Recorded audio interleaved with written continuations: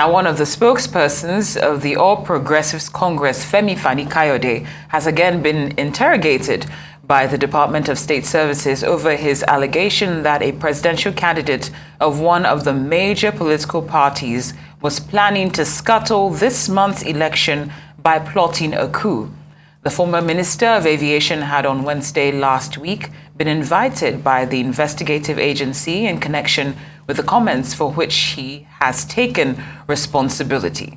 Arise analyst Dr. Sam Amadi joins us now to discuss the increasing wave of fake news in the run-up to the general election, how to identify fake news, how to curb its impact, as well as dangers that fake news poses to free and fair elections. Good afternoon, Dr. Amadi. Good to have you on Newsday. Thank you. Thank you very much. Now, just before we go into the fake news aspect, using what's happened with Femi Kayode, do you think this will be a message or a lesson to politicians to honor the provisions of the peace accord and stick to issues as opposed to attacks on individuals?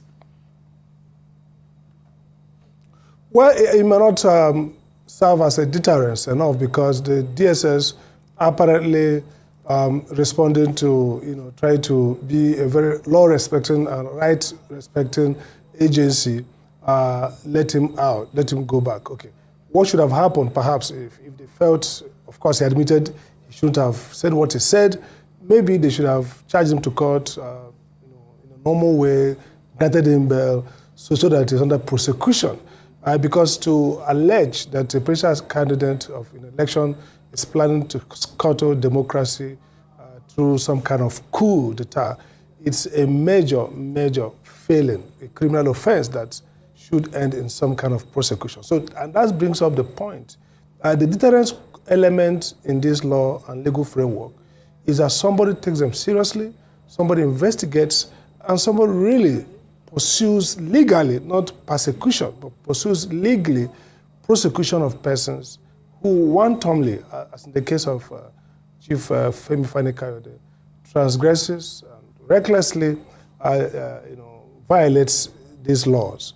And the same with the peace accord. The real problem with the peace accord is that it exists mostly at the level of rhetoric, the level of persuasion, level of good conduct, self-regulated good conduct. And to an extent, it works. The incentive for people to comply when they are exposed to public accountability, even though without legal teeth, is significant. But the real thing is, if the law enforcement agencies, whether the police, the EFSS, and even the regulator itself, the INEC, there are so many comments being made that INEC ought to, for example, issue some warning to parties in writing. So, look, this political party has done wrongly. This is against the rule of the game. You shouldn't do that. Those public strictures, naming and shaming, have deterrent quality. So what we are seeing is either the regulators, law enforcement agencies are playing dead brain, or they are desensitized to some of these violations, because one can argue, well, this is politics. It's a body contact game. Like they say, if you're afraid of the fire, don't get to the kitchen. So I think there's a sense in which we have kind of blunted the sharp edge, the deterrence quality of some of these laws, some of these regulations, and even the peace accord, because we're not speaking out in terms of the agencies, state institutions, and they're not really prosecuting people. There's so much has happened in this election that should actually trigger multiple prosecution. And the impact of prosecution, even if there's no conviction yet, is that it discourages and kind of internalizes cost for those who would profit by some kind of reckless statements and deliberate purveying of fake news. Right. Now, talking about the legal teeth in this, as you put it earlier, at the peak of the COVID-19 pandemic, we did see the government try to make attempts to create some sort of stronger legislation that speaks to what happens, particularly on social media. Now, understandably, that social media bill, as it came to be known as, met a lot of offense, understandably so. But do you think that it was right to completely abandon it? Is it something that possibly possibly could have been panel beaten, especially in preparation for this election. What are we missing in our legislative framework to address the impunity that's so rampant, particularly on social media regarding fake news? And is the criminal code enough? Good question. I mean, I was one of those who opposed the social media bill because essentially its objective, the legislative history suggests that it was not really focused on dealing with real risks and threats, but of course controlling and containing the level of empowerment that social media has given to citizens. And so that is not the way to go. Now, the way to go, if you look at the other countries, the UK, US, Philippines, even some of the third world countries, if three things happen. One is a national agency or coordination to destroy fake news. So not just flagging them. CDD in this election has been doing a great job fact-checking. But again, there should be a deliberate policy of countering fake news, not just saying this is fake news, but also spreading that this is fake news to delegitimize fake news first before we prosecute those who carry them. So we delegitimize them. Citizens know that this is not true. That's number one.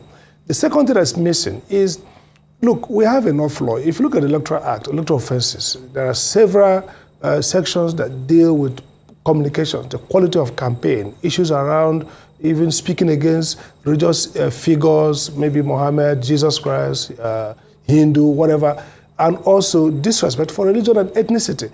If you look at the criminal code, the same. So what has happened really is two things. One is the Nigerian political establishment with the political class seem to be in some kind of agreement to allow a significant level of violence.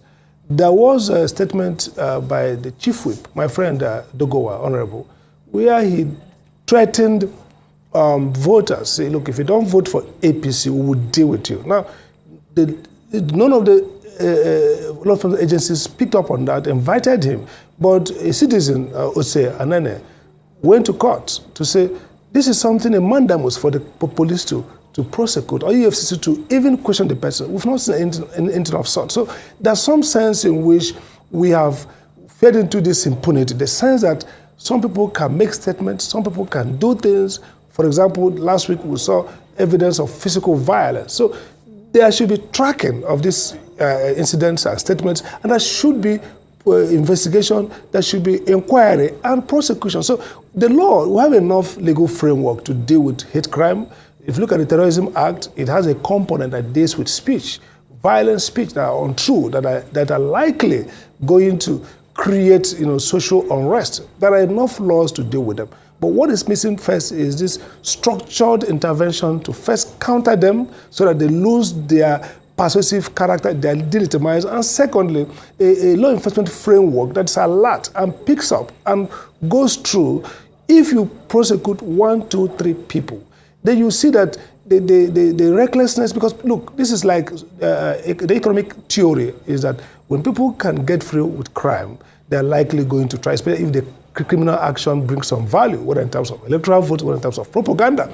We've seen with how issue of election crime, how Mike Guinea in Akwa Ibom, the first and only person who has prosecuted a return officer who committed a crime, and he has been jailed. So assuming you have 4 or 5 people criminalized, prosecuted, and perhaps convicted for violence in the 2019 election, it will have a chilling effect on the violent character of the next election. So what we have suffered is rather impunity and some lack of sensitivity, even willingness by state institutions to first understand, appreciate the enormity, the impact of this hate crime and fake news, and be responsive to go after those who commit them, not with any partisan or any sense of persecution, but with a fair sense of prosecution. Say, look, a crime has been committed. We evaluate the statement, and you see that you're going to go to the court to answer questions on why you made those statements recklessly and dangerously.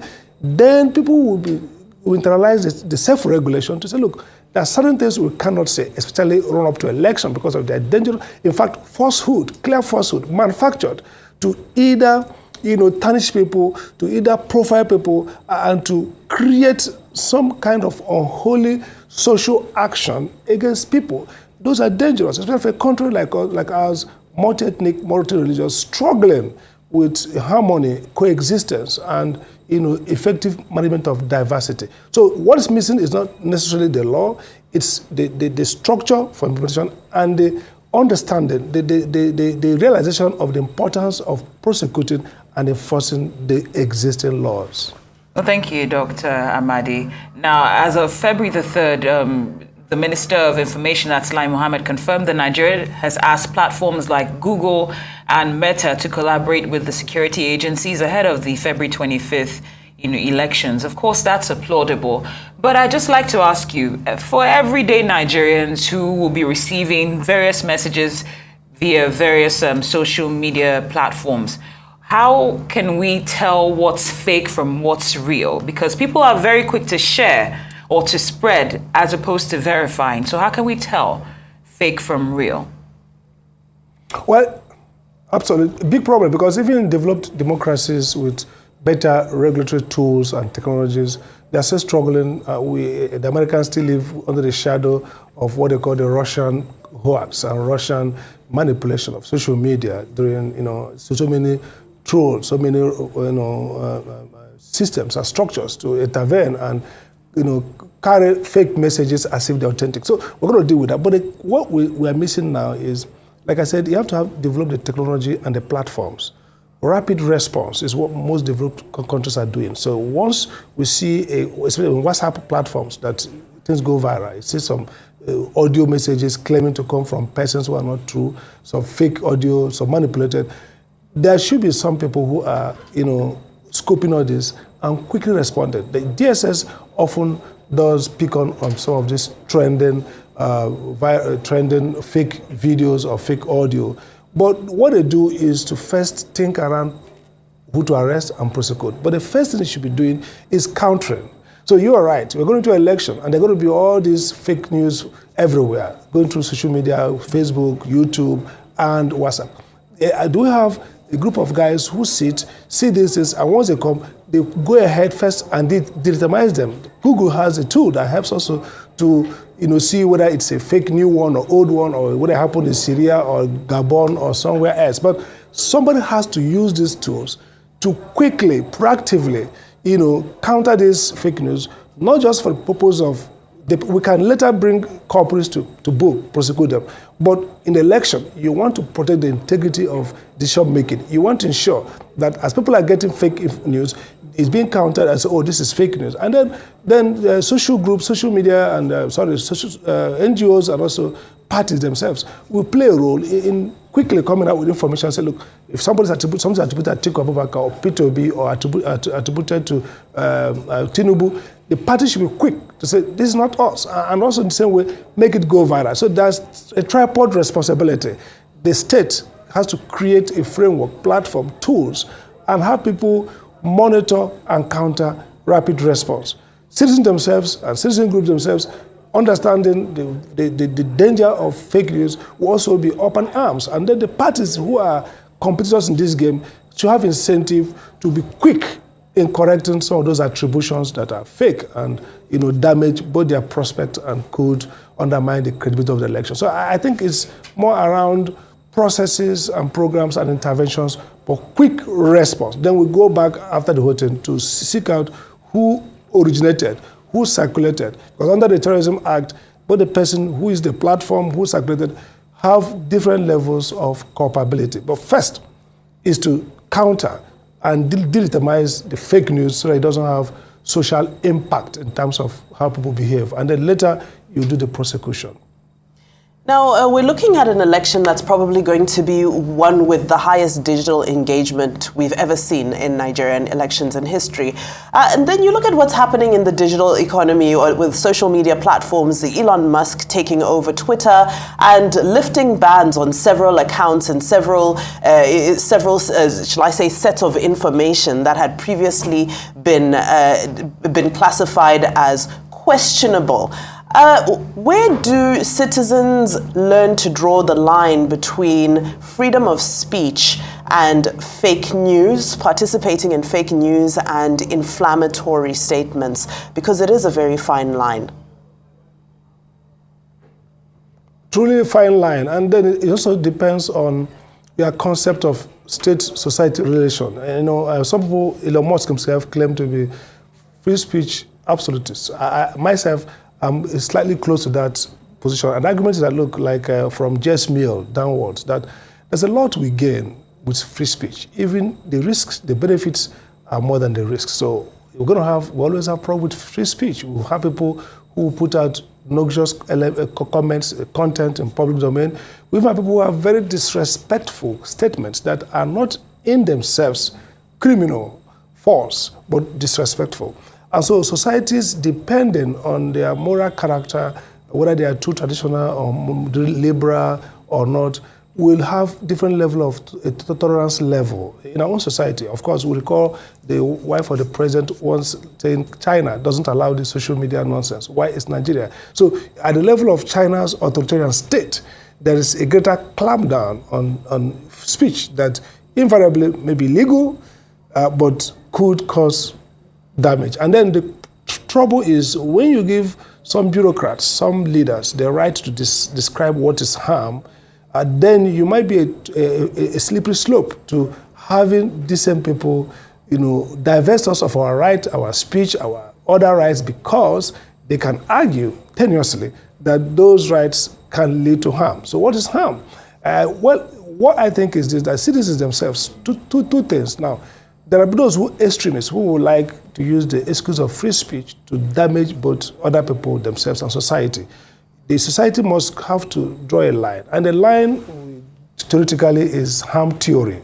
But what is harm? Is it harm to yourself, harm to neighbor, harm to morals, or physical harm? So people argue that as long as speech does not violate other people's rights, as we know, or false, or targeted at mobilizing hate or violence against a people, hate speech, so defined, that we should tolerate a large spectrum of speech, some irreverent, some even immoral, unethical, that the idea is that a free speech society will be more likely an innovative society to help with prosperity, to help with even creativity in even changing society. So if we clamp down on speech before fear of these negative consequences too far, we might lose that innovation, that inventiveness, and we might get ourselves back to authoritarian rule. So I think the fine line should be to be careful about damage to other people and national security. Thank you so much, Dr. Sam Amadi, a Rise News analyst. We appreciate your time and contribution as always. Thank